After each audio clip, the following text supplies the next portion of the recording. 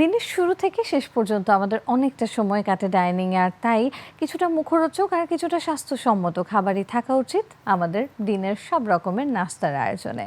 তবেই না দিনটাও কাটবে চমৎকার। ভোজন প্রিয় সেই সব মানুষের জন্যই আমাদের আজকের সকালের নাস্তার রেসিপির আয়োজন।